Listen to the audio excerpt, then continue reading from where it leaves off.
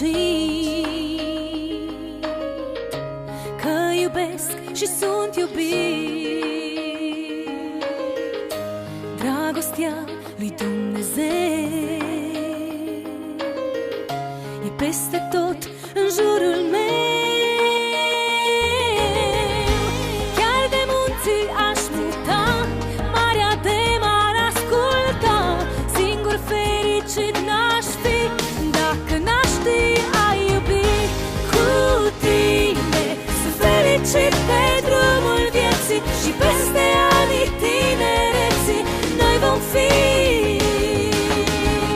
Știu bine, orice-ar veni să ne despartă, nimic și nimeni n-o să poată, ne vom iubi. Și oricât aș căuta cea mai mare dragostea, știu că cerul într-o zi mă va întreba cât am iubit.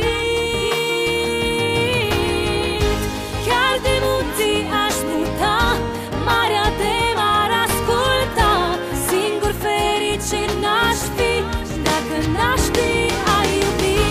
Cu tine sunt fericit pe drumul vieții și peste anii tinereții noi vom fi.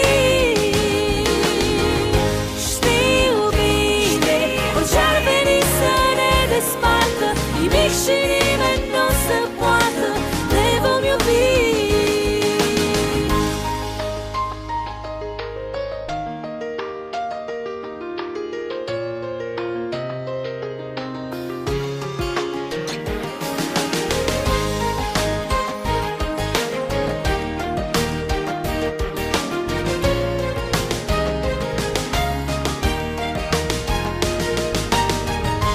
Chiar de munții aș muta, marea de m-ar asculta, singur fericit n-aș fi dacă n-aș ști a iubi.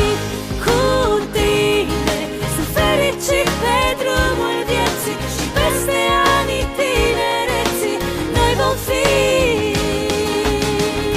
Știu bine, orice-ar veni să ne despartă, nimic și nimeni n-o să poată, ne vom iubi.